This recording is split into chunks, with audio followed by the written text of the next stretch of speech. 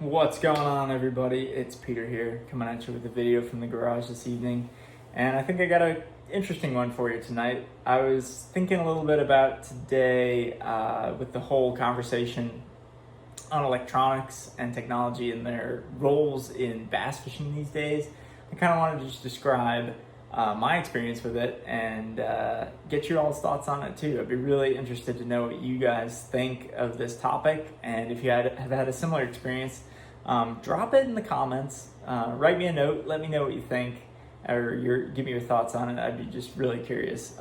But today we're going to talk a little bit about when bass fishing electronics got weird for me, and it was a very distinct moment, so we can dive right into that.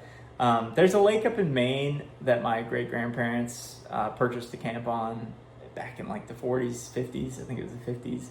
And so my family spent a lot of time up there over the years, and my great-grandparents fished that lake avidly. My grandparents, I guess they weren't so much a fisherman, but my dad caught the bug a little bit as a kid and did some fishing out there. And we used to go troll for white perch mostly up there. We had a little John boat with a 4-horsepower engine on the back that, if you go back to some of my old videos, you can probably find some videos of me fishing out of that thing.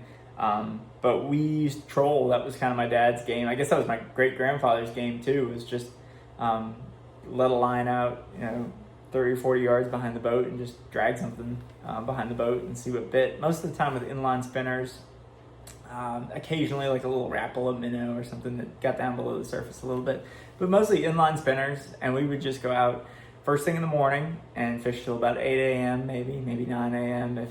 If they were really biting and my dad was feeling motivated, we'd be out there a little bit longer. But we just spent a couple hours in the morning, and sometimes we caught nothing. Sometimes we caught 5 or 6 perch. Sometimes we catch a little smallmouth bass. But we didn't really care. We just were out there fishing and having a good time and seeing what bit.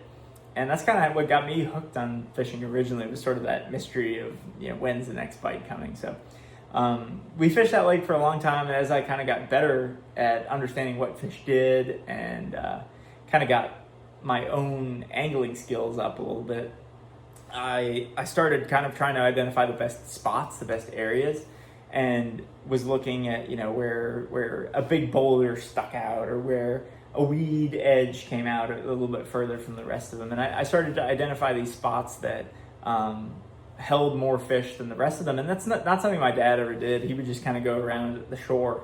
He'd maybe stay 30 yards from the bank, sort of a respectful distance away from people's docks, and then just kind of run the shoreline. And that's basically all we ever did. Maybe we cut across the middle of the lake occasionally to get to another spot or another shoreline, but we basically just did laps around the perimeter of the pond.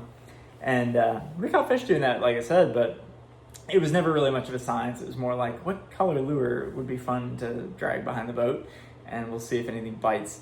But as I grew, as I turned 11 years old, 12 years old, I realized, okay, maybe there's something more to this. Like, I can actually maybe pattern these fish or kind of understand where the bigger fish like to live, understand the behavior of the bass, which were always the target of mine. I didn't really care for the white perch as much. I really just wanted to catch the smallmouth.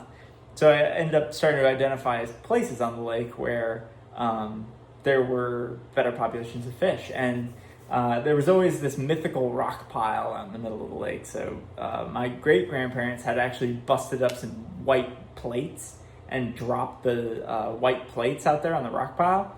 So, the top of the rock pile comes up to about maybe 4 or 5 feet below the surface at its highest. And so if you were idling along in a boat or paddling along, you could find that rock pile by triangulating yourself off the bank. I used to line up a tree to a barn and another tree to another roof of a house and get myself on that rock pile. And then you see the dishes down there. You see the white china or the white porcelain or whatever it was. You see that down there and know you're on the rock pile. So that kind of became a point of interest of mine, was always being able to find that rock pile consistently, and then kind of to understand some of the other points of interest around the lake, like little extensions of rock that came out of the lake, or shallow flats that came out and had a little bit different bottom composition, maybe a patch of weeds here, something like that. Just trying to identify different areas where I thought there might be a better chance of catching some fish. And then eventually I got my own boat, the one that the tripod's sitting on right now. And my first unit was a Hook 7. I just had one hook 7 at the console that I used to unmount, flip around, and then remount so that I could see while I was fishing up front. And then when I get back to the console, I'd unmount it, flip it around so I could see while I was driving. And that just had 2D sonar and a very basic mapping system which showed no contour lines for this particular lake.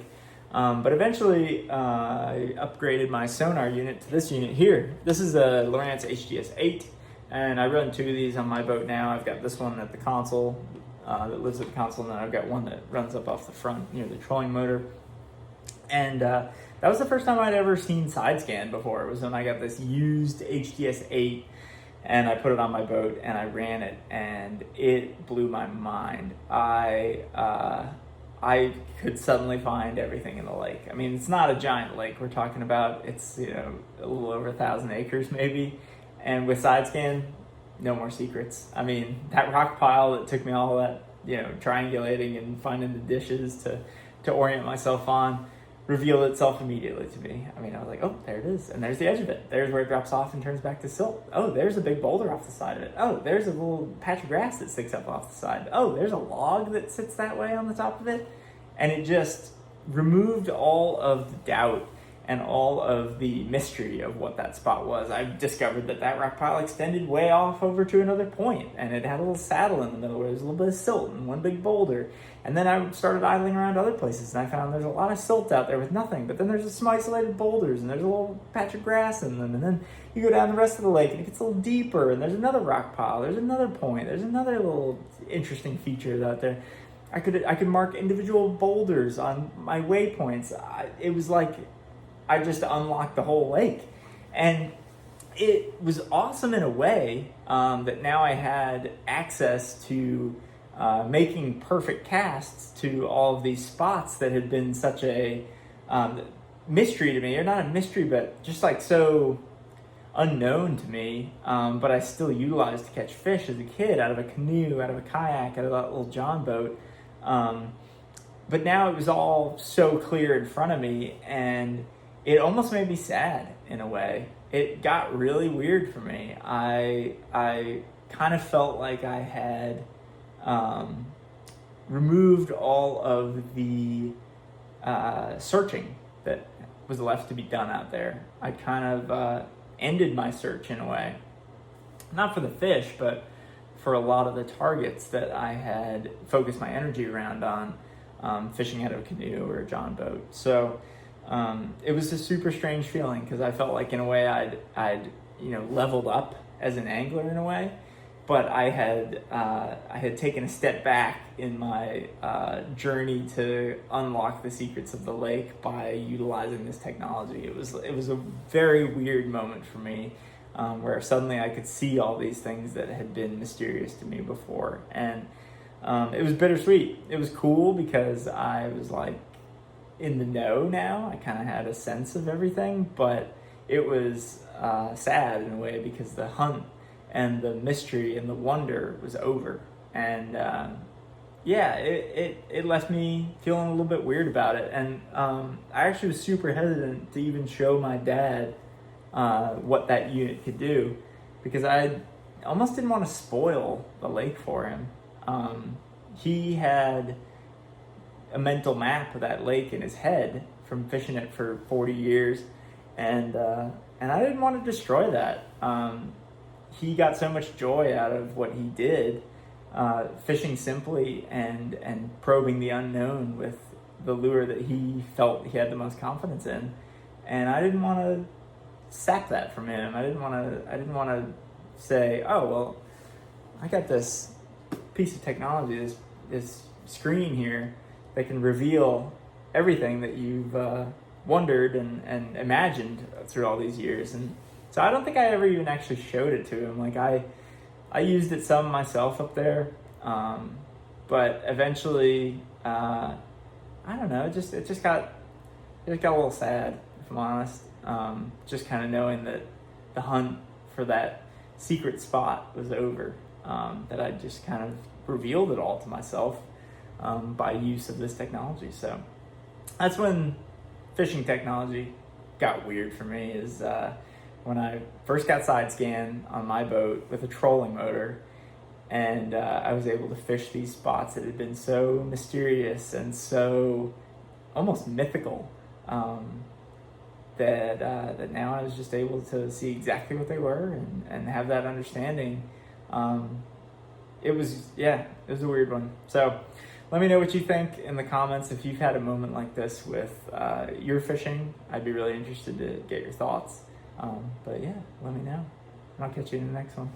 See you.